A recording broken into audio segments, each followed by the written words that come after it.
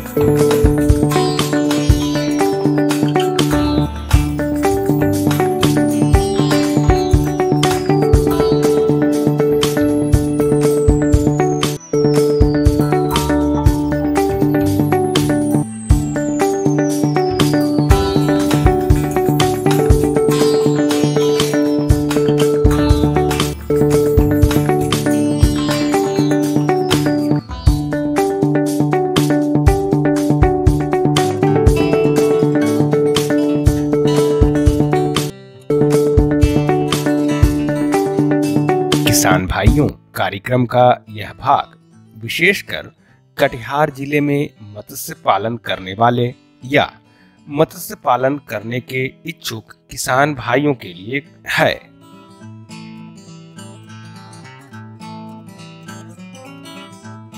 इस भाग में हम कटिहार जिले में मत्स्य पालन यानी मछली पालन से संबंधित तमाम जानकारियां उपलब्ध कराएंगे।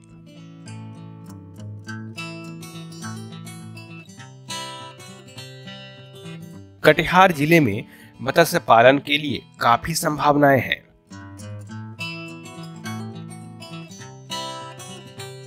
क्योंकि यहाँ पर जलाशयों की कमी नहीं है। वैसे तो जलाशय पूरे बिहार में हैं, लेकिन यहाँ के लिए खास बात यह है कि कटिहार जिले में दो नदियां बहती हैं, जिसका मत्स्य पालन के लिए सही तरीके से उपयोग करें तो निश्चित ही यहाँ के किसान भाइयों के लिए मछली पालन एक लाभकारी व्यवसाय बन सकता है। साथ ही साथ इस क्षेत्र में काफी लोगों के लिए रोजगार का सृजन भी हो सकता है।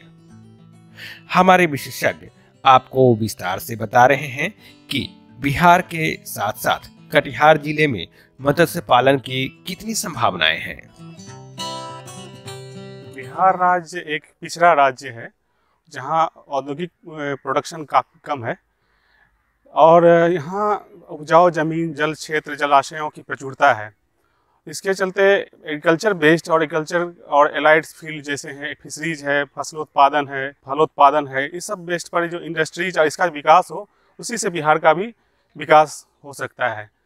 जहाँ तक मत्स्य पालन की बात है, बिहार में प्रचुर मात्रा में तालाब हैं, लगभग 1 लाख हेक्टेयर तालाब हैं और इसके अलावा आपका चॉर्स लगभग 35,000 हेक्टेयर हैं और बड़े बड़े झील 9 से 10 हज़ार हेक्टेयर हैं।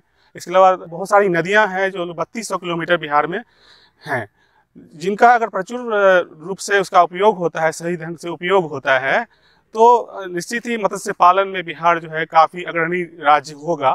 फिश सरप्लस स्टेट के अलावा वो होगा ही, साथ साथ दूसरे राज्यों को भी वो सप्लाई करेगा और एक तो बहुत important source of income farmer के लिए होगा।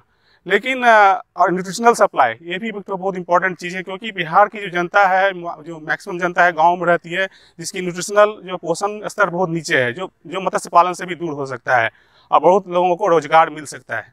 लेकिन इन सब बातों के बावजूद बिहार में जो है सो स्थिति बिल्कुल उल्टी है, क्योंकि देखा जा रहा है कि यहाँ हम लोग जो है सो मत्स्य जो रिक्वायरमेंट है, डिमांड है, जो उत्पादन का, जो उपभोक्ताओं का डिमांड है, उसमें लगभग आधा ही प्रोडक्शन हो पाता है, बाकी सब आंध्र प्रदेश से आता है। मत्स्य पालन के अलावा मत्स्य बीज की बात करें तो इस क्षेत्र में भी काफी संभावनाएं हैं और किसान भाई इससे भी अच्छा खासा लाभ प्राप्त कर सकते हैं, क्योंकि हमारे यहाँ दूसरे राज्यों से मछलियों के बीज लाए जाते हैं। इसलिए अगर यहीं पर मत्स्य बीज का उत्पादन करें तो निश्चित ही बढ़िया रोजगार आपके लिए इंतजार कर रही है।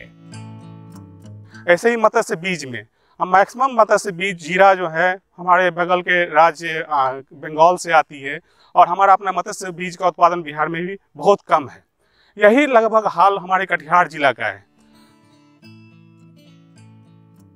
लेकिन मछली पालन से संबंधित कुछ समस्याएं भी हैं, जिसे दूर कर ही एक अच्छा मछली पालक बन सकते हैं।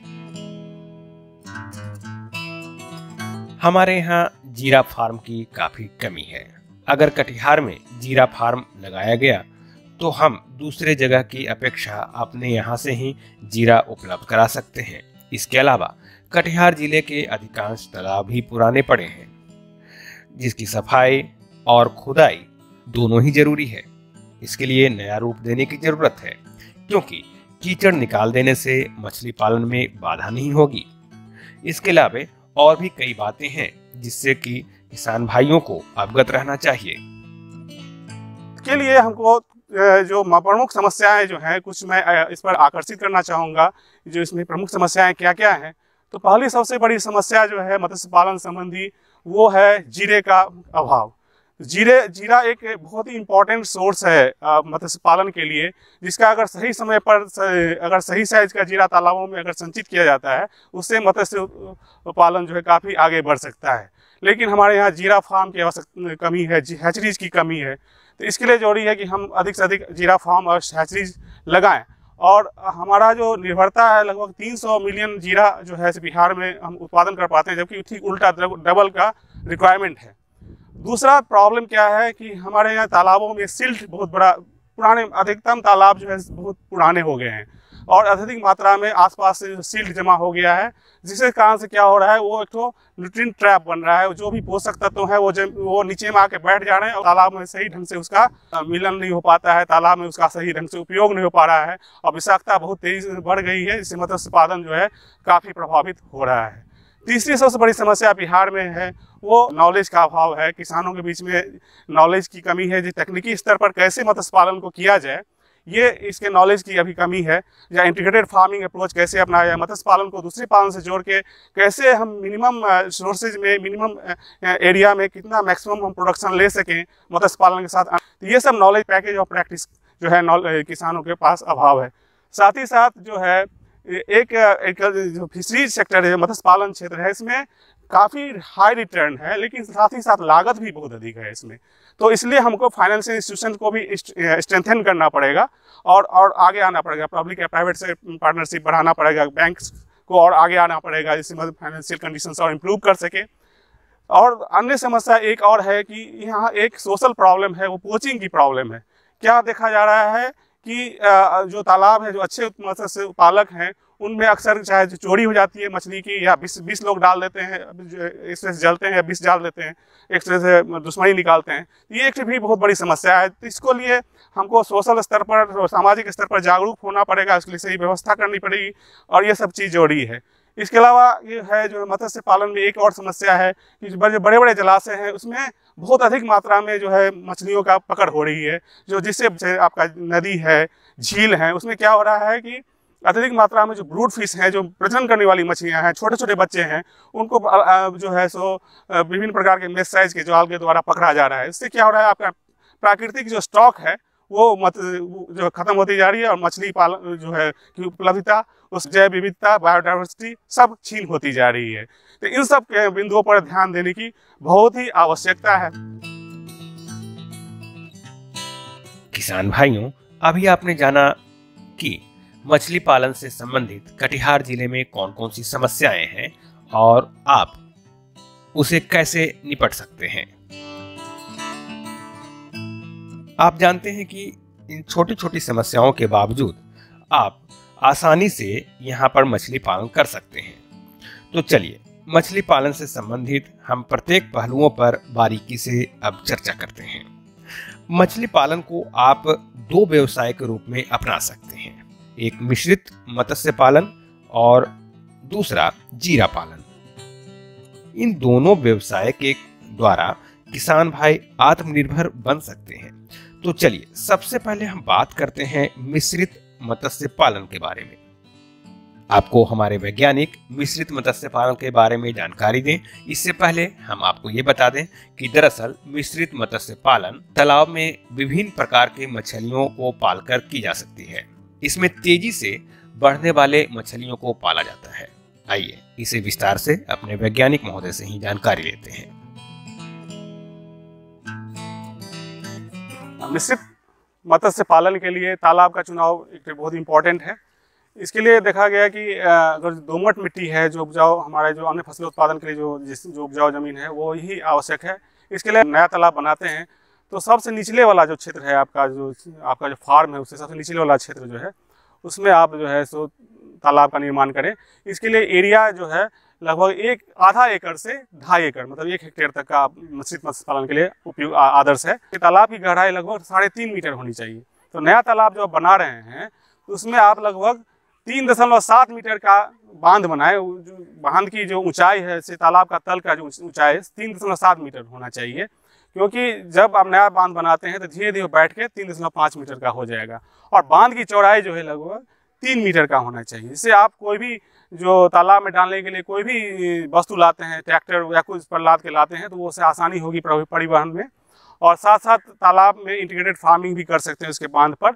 तो इतना क्षेत्र और 3.5 मीटर का जो अगर तालाब गहराई होगी तो उसमें आप 3 मीटर जल जो है संचय कर सकते हैं। क्योंकि हम वर्षा पर निर्भर करते हैं जल के लिए, तो इसके लिए जरूरी है कि अधिक से अधिक जल संचय करें। लेकिन बहुत अधिक गहरा तालाब भी नहीं होना चाहिए, फिर उससे मत्स्य पालन प्रभावित होगा। क्योंकि बहुत गहरे तालाबों में नीचे तक जो है जल की सूर्य की किरणें नहीं पहुंच पाएंगी, इससे बहुत सारी विषाक्तता होगी। तो इसलिए मैक्सिमम 3 मीटर जल हम तालाब में संचित करते हैं। इसलिए तालाब की गहराई टोटल 3.5 मीटर रखते हैं।